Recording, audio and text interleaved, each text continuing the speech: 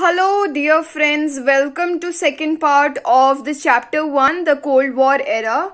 And in this video, we will be discussing the next topics of this chapter. अब हम discuss कर रहे थे what is cold war topic को. उसके अंडर एक छोटा सा एक टॉपिक आता है what were the reasons of cold war. मतलब कि कोल्ड वॉर के क्या रीजन थे या फिर हॉट वॉर नहीं हुई इसके क्या रीजन थे. दो टाइप से बात को समझना है हमने कि अगर कोल्ड वॉर हो रही है इसका क्या मतलब है कि हॉट वॉर नहीं हो रही है. ठीक है ना. तो इसके क्या क्या रीजंस थे. अब हमें दिए गए हैं 5 रीजंस. ये 5 रीजंस जो है मैंने आपको शो किए इन फ्लो चार्ट मैनर. ठीक है. तो फ्लो चार्ट जब भी आप बनाएंगे अपने एग्जाम के अंदर that will give a very good view to the teacher कि यस ये स्टूडेंट जो है वो एक्स्ट्रा एफर्ट्स करता है. ठीक है. तो आपको ऐसे फ्लो चार्ट्स यूज करने हैं.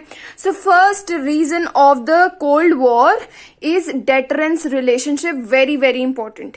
डेटरेंस वर्ड का आप मतलब समझिए कि जो यूएसए थी और यूएसएसआर था ये दोनों जो हैं बहुत ज्यादा पावरफुल थे. ठीक है. पर दोनों में से कोई भी वॉर नहीं करना चाहता था.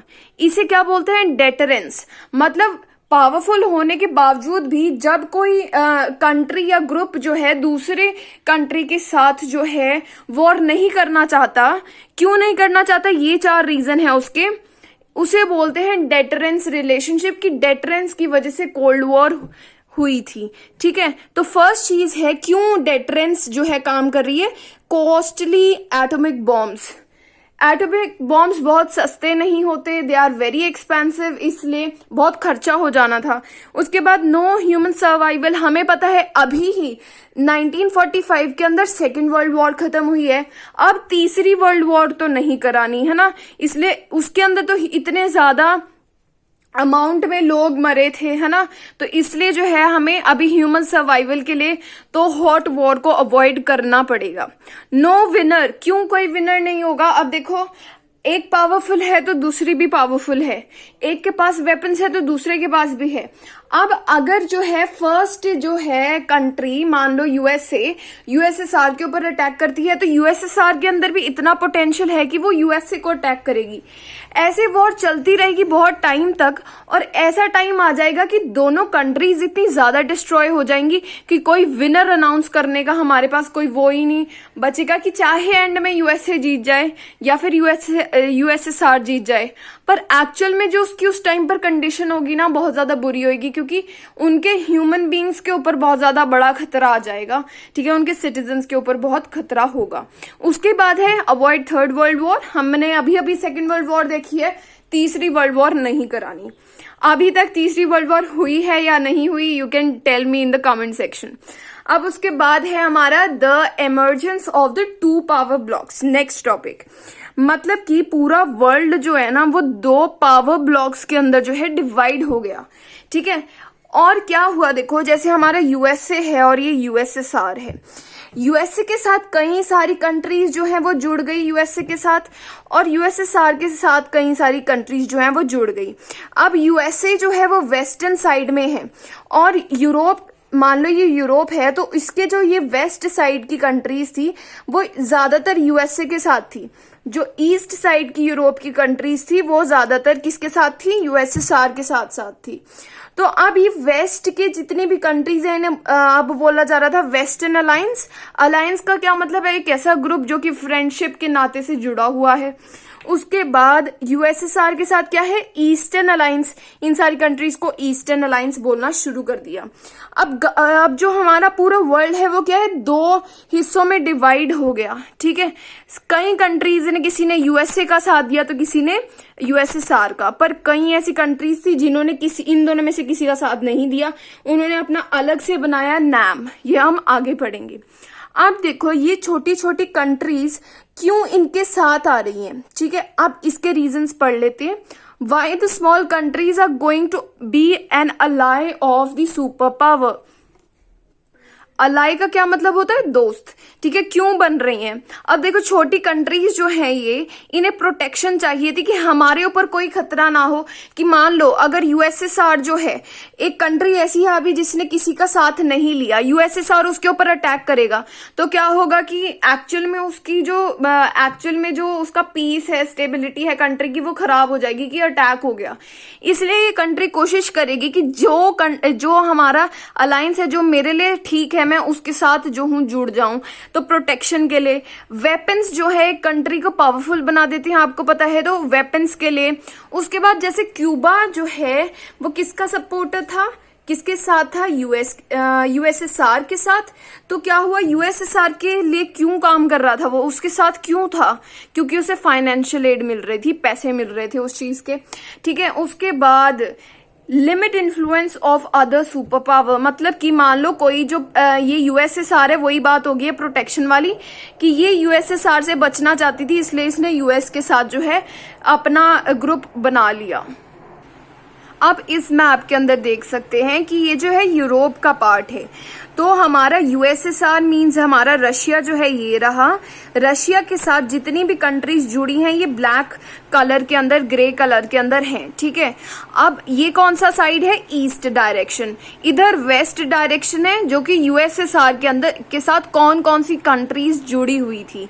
ठीक है, तो आप देख सकते हो फ्रांस यूएस के साथ था, स्पेन, वेस्ट जर्मनी जो है उसका वेस्ट पार्ट किसके साथ था? यूएस। उसका ईस्ट पार्ट किसके साथ था? यूएसएसआर के साथ। उसी तरीके से पोलैंड जो है वो यूएसएसआर के साथ था।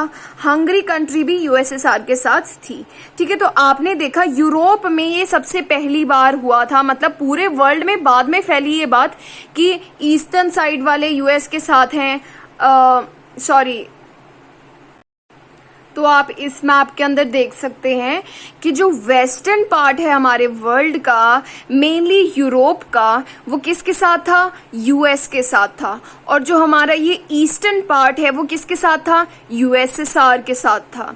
ठीक है, अगर आप देखें वेस्ट जर्मनी और ईस्ट जर्मनी अलग अलग हैं। वेस्ट जर्मनी किसके साथ है? यूएस के साथ। ईस्ट जर्मनी यूएसएसआर के साथ। फ्रांस और स्पेन यूएस के पास है, और हमारे पोलैंड, हंगरी जैसी कंट्रीज यूएसएसआर के पास है। तो सबसे पहले ये जो डिवीजन हो रहा था दो ब्लॉक्स के अंदर पूरे वर्ल्ड का, ये शुरू हुआ था यूरोप कॉन्टिनेंट से। उसके बाद आगे जो है पूरे वर्ल्ड में ये चीजें शुरू हो गई कि ये कंट्री जो है यूएस के साथ है, ये कंट्री यूएसएसआर के साथ है।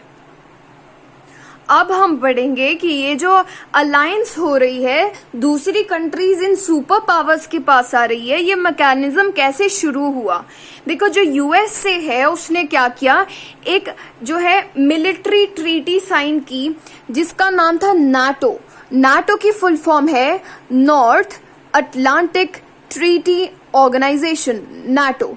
ठीक है, North Atlantic Treaty Organization sign करी इसने इन अप्रैल 1949। देखो, ये जो हमारा 1945 के अंदर खत्म हुई है, 4 साल बाद इन्होंने क्या किया, अपनी एक ट्रीटी साइन की कि 12 कंट्रीज जो हैं वो यूएस के साथ जुड़ रही हैं, हम सारे जो हैं नाटो मेंबर्स हैं। ठीक है, इन्होंने कहा इस ट्रीटी के अंदर कि अगर यूएसएसआर की साइड से या फिर कोई और कंट्री अगर किसी भी एक कंट्री पे अटैक कर देता है हमारी कंट्री पर, तो उसे माना जाएगा कि पूरे जो हमारे नाटो मेंबर्स हैं उनके ऊपर अटैक हुआ है, और हम सभी ये रिस्पॉन्सिबिलिटी रखते हैं कि हम वापस जवाब देने के रिस्पॉन्सिबल होंगे।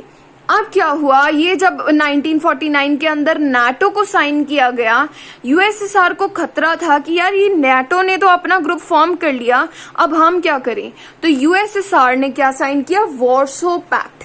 वॉर्सो इस टाइम पर जो पोलैंड है उसकी कैपिटल सिटी है। तो वॉर्सो पैक्ट साइन किया गया इन 1955।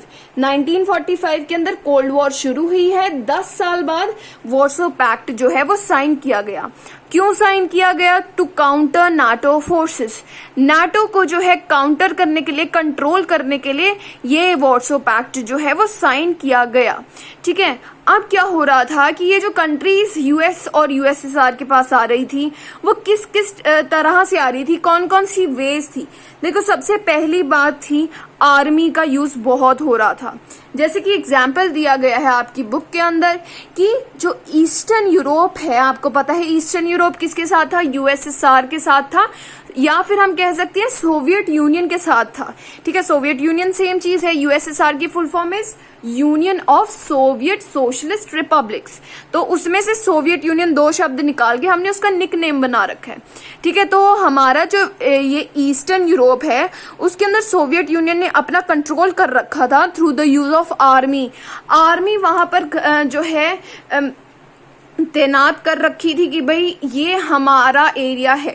ठीक है, उसी तरीके से जो यूएस है उसने क्या कर रखा था, अलायंस बना रखी थी। कैसे, कुछ ट्रीटीज साइन करके, जैसे सिएटो एंड सेंटो। सिएटो की फुल फॉर्म है South East Asian Treaty Organisation. ठीक है, South East Asian Treaty Organisation, very easy to learn. और सेंटो नाम की ट्रीटी थी सेंट्रल ट्रीटी ऑर्गेनाइजेशन। ठीक है, ये सेंट्रल में से सेन ले लिया हमने, एंड ट्रीटी ऑर्गेनाइजेशन। तो ये दोनों ट्रीटीज जो है साइन की गई ताकि हम एशिया के पार्ट के साथ जो है अलायंस बना सके बाय द यूएस। ठीक है, यूएस ने क्या किया, एशिया को अपने कंट्रोल में लाने के लिए ये दोनों ट्रीटीज जो हैं वो साइन की। उसके बाद है गुड रिलेशंस मेंटेन करके भी ये अपने दोस्त बनाया करते थे। जैसे कि जो हमारे सोवियत यूनियन है उसने बहुत अच्छे रिलेशन रख रखे थे with North Vietnam, North Korea and the Iraq. इन तीनों कंट्रीज के साथ बहुत अच्छा खासा जो है रिलेशन रखा हुआ था। अब हमने पढ़ा था कि जो हमारी छोटी कंट्रीज हैं वो क्यों सुपर पावर्स के पास जा रही हैं। अब आपको पता है कि जो ये सुपर पावर्स हैं वो बहुत ज्यादा पावरफुल थी। पूरी कंट्री में से इनके सामने खड़ा होने वाला कोई नहीं था, मतलब कि इनकी पावर के साथ मैच करने वाला कोई नहीं था। तो अब इन्हें छोटी कंट्रीज की क्या जरूरत पड़ी, अब हम वो नेक्स्ट टॉपिक में पढ़ेंगे। फिर से एक फ्लो चार्ट बनाया गया है, आप ऐसे यूज कर सकते हैं अपने एग्जाम के अंदर। तो क्या प्रॉफिट मिल रहा था इन सुपर पावर्स को जो ऑलरेडी इतनी पावरफुल थी। फर्स्ट चीज है who wins the ideological conflict. आपको मैंने समझाया था कि जो हमारा यूएसएसआर है वो किसको सपोर्ट करता था, एससी को, है ना। यूएसएसआर किसको सपोर्ट करता था, एससी, मतलब सोशलिज्म एंड कम्युनिज्म। जो हमारा ये यूएस है वो किसे सपोर्ट करता था, एलआईसी को, मतलब लिबरल डेमोक्रेसी को और कैपिटलिज्म को। तो इन दोनों के बीच में एक कंपटीशन था कि पूरे वर्ल्ड में इन दोनों जो हमारी ये आइडियोलॉजीज है इनमें से कौन सी कंट्री ज्यादा इन दोनों में से किसको अडॉप्ट कर रही है। तो ये आइडियोलॉजिकल कॉन्फ्लिक्ट था। अब इसकी वजह से क्या है कि उन्हें देखना था कि कौन हमें अडॉप्ट कर रहा है, क्या लोग ये सोशलिज्म और कम्युनिज्म को फॉलो कर रहे हैं या फिर लिबरल डेमोक्रेसी और कैपिटलिज्म को जो है फॉलो कर रहे हैं। उसके बाद इकोनॉमिक सपोर्ट, कहीं पे भी अटैक करना होता था ये क्या करते थे, जो छोटी छोटी कंट्रीज है वहां से पैसा इकट्ठा कर लेते थे ताकि हम एक बड़ा अटैक कर पाए। उसके बाद स्पाई एनिमी, स्पाई का क्या मतलब है, नजर रखना कि उस ये यूएसएसआर में क्या चल रहा है। ठीक है, जैसे क्यूबा के अंदर जो है मिसाइल्स डाल दी गई थी, ठीक है, उससे क्या है वहां से नजर भी रखा जा सकती थी इन यूएस। ठीक है, उसके बाद है लॉन्च वेपन्स एंड ट्रूप्स, जैसे क्यूबन मिसाइल क्राइसिस के अंदर हुआ था। उसके बाद रिसोर्सेज इकट्ठे कर सकते हैं वो उन छोटी छोटी कंट्रीज में से जिनके पास ऑयल है या फिर मिनरल्स हैं। अब मैंने आपको बताया था कि जो कंट्रीज इन दोनों को फॉलो नहीं कर रही, यूएस या फिर सोवियत यूनियन को नहीं फॉलो कर रही, उन्होंने तीसरा ग्रुप बनाया था जिसका नाम था नैम। नैम की फुल फॉर्म है नॉन अलाइनमेंट मूवमेंट। अलाइनमेंट मतलब जुड़ना किसी के साथ, कि हम किसी के साथ जुड़ने वाले नहीं हैं। कौन थे ये लोग या कौन थी ये कंट्रीज, इससे समझते हैं। देखो 1945 के अंदर अभी हमारा कोल्ड वॉर एरा शुरू हो गया है। ठीक है, 1947 के अंदर इंडिया जो है इंडिपेंडेंट हो गई है फ्रॉम द ब्रिटिश रूल। ठीक है, ब्रिटेन के राज से इंडिया फ्री हो गई है। अब क्या हुआ कि ये जो ऐसी कंट्रीज थी अफ्रीका की या फिर एशिया की छोटी छोटी कंट्रीज जो कि अभी अभी फ्री हुई हैं इतने हार्श कॉलोनियल रूल से, वो नहीं चाहती थी कि अब फिर से जो सुपर पावर्स हैं वो उन्हें जो है एक्सप्लॉइट करने लग जाए, उनके रिसोर्सेज जो है लेना शुरू कर दे, उनसे पैसा मांगना शुरू कर दे।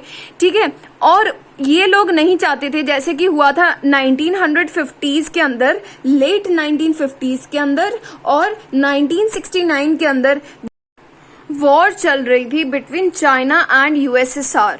तो ये नहीं चाहते थे कि हम भी इन सारी चीजों के अंदर इन्वॉल्व हों, हम कोल्ड वॉर के अंदर इन्वॉल्व नहीं होना चाहते। तो उन्होंने क्या किया, एक अलग से एक बॉडी क्रिएट करी, ठीक है, जिसका नाम था नॉन अलाइंड कंट्रीज, ठीक है, नाम की फॉर्मेशन करी, जिसके अंदर इंडिया जो है वो एक मेंबर था कि हम इन दोनों सुपर पावर्स के साथ नहीं रहना चाहते। इस नाम जो मूवमेंट है इसके बारे में हम और पढ़ेंगे in next coming videos. So I hope आपको ये सब कुछ क्लियर हुआ हो, and please it's a humble request to all of you to share my videos with all of your friends and with the students of class 12th who are having political science as their subject to support my work. Thank you so much. You may subscribe my channel and hit the like button, and you may ensure to click the bell icon so that you can get all of my videos. Thank you so much.